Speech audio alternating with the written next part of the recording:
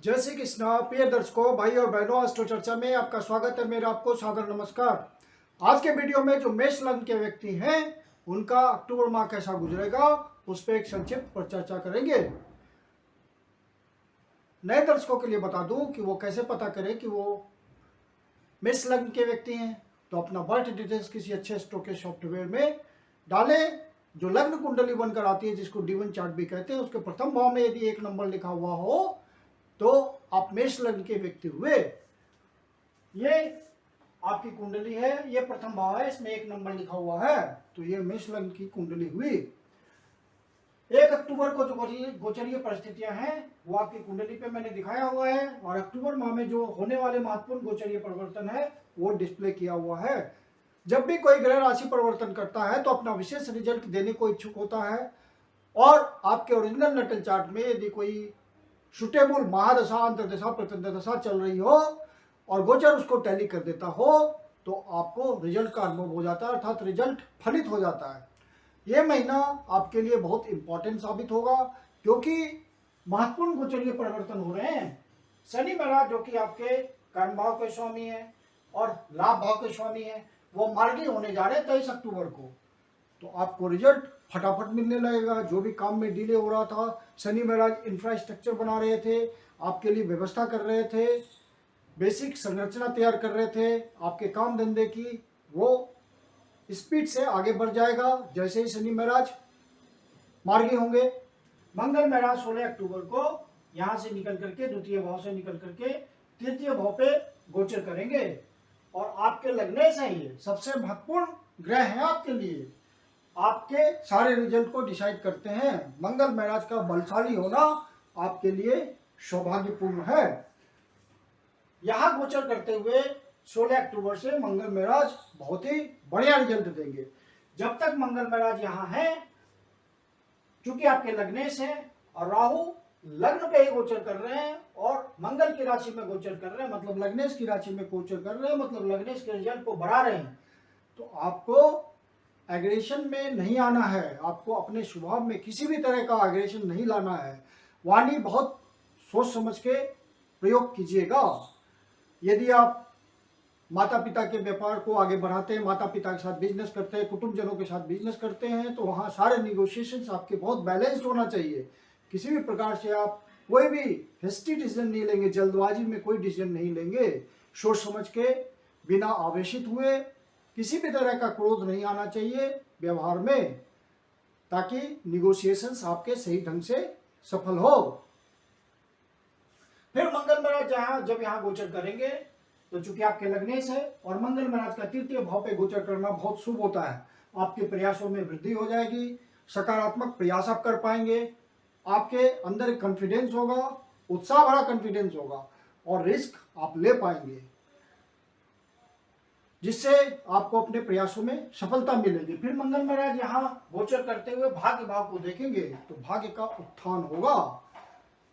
आपके भाग्य भाव के स्वामी 12वें भाव पे गोचर कर रहे हैं और अपनी राशि में गोचर कर रहे हैं, वक्री अवस्था में गोचर कर रहे हैं, तो अतिरिक्त चेष्टा बल उनको मिला हुआ है। तो बाहर से संबंध बनेगा। जो एक्सपोर्ट इंपोर्ट के काम में लगे हुए हैं, प्रयास बढ़ाएंगे तो ज़्यादा सफलता मिलेगी। बाहर जाना चाहते हैं, बाहर जाके कमाना चाहते हैं, विदेश यात्रा करना चाहते हैं, किसी काम के सिलसिले में जाना चाहते हैं, तो संयोग बनेंगे। जो सेल्स के थ्रू, कमीशनिंग के थ्रू, जिनकी प्रोफेशन में छोटी यात्रा इन्वॉल्व होती है, बड़ी यात्रा इन्वॉल्व होती है, वहाँ ज़्यादा आउटपुट मिलेगा। आपके प्रयासों में वृद्धि होगी और रिटर्न आपको ज़्यादा मिलेगा। ज़्यादा धन कमाने में आप सफल हो पाएंगे, कमीशन ज़्यादा बनेगा आपका। शुक्र महाराज मंथ के शुरू में आपके 6ठे भाव पे गोचर कर रहे हैं और आपके सप्तमेश हैं और साथ में आपके धनेश हैं, तो कुछ धन के मामले में ज़्यादा प्रयास करना पड़ सकता है। कोई वाद विवाद हो सकता है, किसी तरह की परेशानी हो सकती है।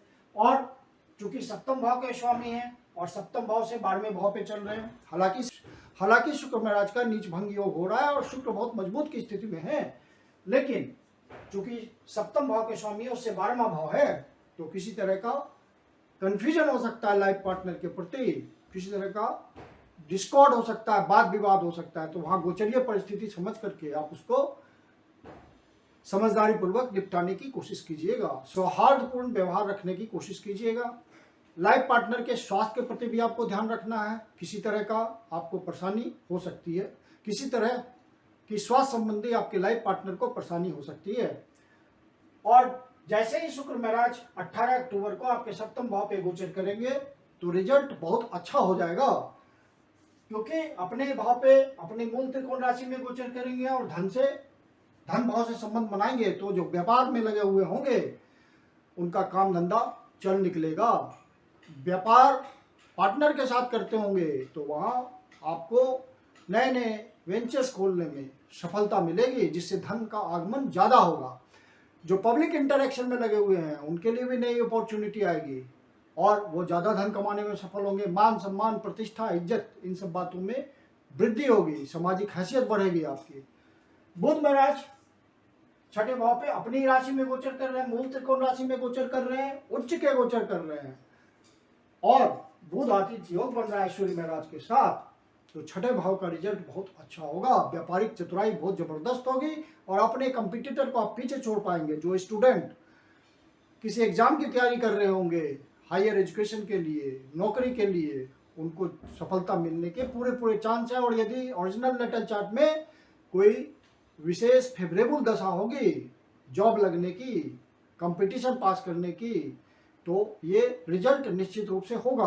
मंगल महाराज आपके तृतीय भी हैं, तो प्रयासों में वृद्धि करने से आपके संघर्ष का खात्मा होगा। संघर्ष में आप आगे बढ़ पाएंगे, अपने कंपटीटर को पीछे छोड़ देंगे।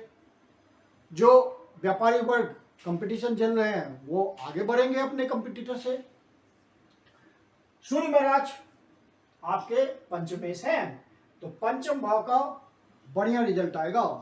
छठे भाव में है सूर्य महाराज, तो जो भी किसी तरह की कठिनाई आएगी वहां आपको संघर्ष के थ्रू, प्रयास के थ्रू सफलता मिल जाएगी।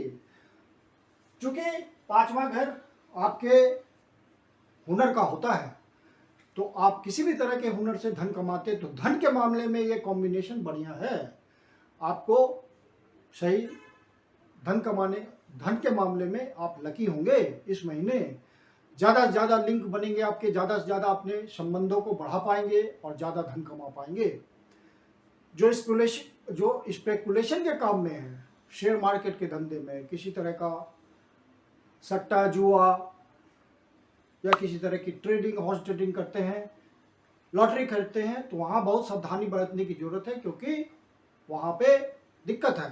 संतान से कोई वाद विवाद हो सकता है जिसके कारण आपको मानसिक तनाव हो सकता है, तो इसको गोचरीय परिस्थिति समझ के इसका निराकरण कीजिएगा समझदारी पूर्वक। चंद्रमा चूंकि अष्टम भाव से गोचर कर रहे हैं, तो किसी तरह की मानसिक पीड़ा हो सकती है। तो यदि ऐसा आपको महसूस होता है तो शिव जी के मंदिर में जा करके शिवलिंग का जल से अभिषेक करें, दूध से अभिषेक करें और ओम नमः शिवाय का पाठ करें और शिव जी से अपने दुख की पीड़ा हरने की प्रार्थना करें, तो आपको निश्चित रूप से सफलता मिलेगी। या विष्णु सहस्त्रनाम का पाठ करें नित्य प्रतिदिन, तो वहाँ भी आपको पीड़ा से राहत मिलेगी। केतु महाराज चूंकि सप्तम भाव पे गोचर कर रहे हैं और सूर्य महाराज 17 अक्टूबर को सप्तम भाव पे आएंगे। सूर्य महाराज अपनी नीच की राशि में होंगे और केतु सूर्य की पावर को कम कर रहे होंगे, तो यहाँ के विषयों का फिर आपको 18 अक्टूबर 17 यहाँ के विषयों का फिर 17 अक्टूबर से आपको ध्यान रखना है।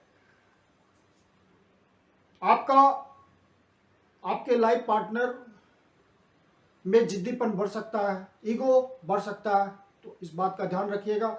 जो बिजनेस आप कर रहे हैं पार्टनर के साथ, किसी पार्टनर के साथ, तो वहाँ सारे डीलिंग्स का ध्यान रखना है, पेपर वर्क का ध्यान रखना है और किसी सरकारी अधिकारी से उलझना नहीं है।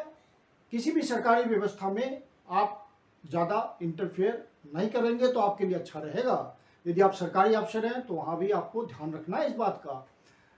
स्वास्थ्य का विशेष ध्यान रखना है। हार्ट संबंधी कोई परेशानी हो सकती है, आँख संबंधी कोई परेशानी हो सकती है, पेट संबंधी कोई परेशानी हो सकती है, तो अपने स्वास्थ्य का बहुत ध्यान रखना है। मेडिकेशन, योगा, एक्सरसाइज, इन सब बातों के थ्रू आप अपने आप को फिट रखें और स्वास्थ्य का ध्यान रखें। छोटी समस्या हो, बड़ी समस्या हो, मेडिकेशन जरूर करें। आध्यात्मिक उन्नति के लिए ये महीना बहुत बढ़िया साबित होगा। उस रास्ते में जो लोग लगे हुए हैं उनको आध्यात्मिक उन्नति महसूस होगी। सारी विघ्न बाधाएं उस रास्ते के खत्म होगी और आंतरिक प्रगति आपको महसूस होगा। आत्मिक शुद्धिकरण करने के लिए महीना बहुत बढ़िया है। भाग्य भाव में आने वाली बाधाओं को मंगल महाराज दूर करेंगे और मंगल महाराज का मंगल होगा आपके लिए। आपका मंगल करेंगे मंगल महाराज, इस माह में विशेष फल देंगे। तो वहां पे यदि आपको भाग्य के थ्रू कोई अपॉर्चुनिटी मिलती है तो उसका फायदा जरूर उठाना है आपको। अब इस माह में जो महत्वपूर्ण डेट्स है जिसका आपको ध्यान रखना है वो इस प्रकार है: 8 तारीख, 9 तारीख, 18 तारीख, 19 तारीख, 23 तारीख, 24 तारीख, 27 तारीख, 28 तारीख। ये तारीखें किसी नए शुभ कार्य को प्रारंभ करने के लिए उतने शुभ नहीं है। यदि हो सके तो किसी नए शुभ कार्य को प्रारंभ करने के लिए इन डेट्स को अवॉइड करें। मैं कुंदन शर्मा आप लोग का हार्दिक स्वागत करता हूं। यदि आपके जीवन की कोई समस्या जिसका समाधान आप हमसे चाहते हैं तो पर्सनल कंसल्टेशन ले सकते हैं। मेरी अपनी कंसल्टेशन शुल्क होती है। वीडियो के अंत में मेरा व्हाट्सएप नंबर दिया हुआ है, आप कंसल्टेशन के लिए बुकिंग कर सकते हैं। धन्यवाद।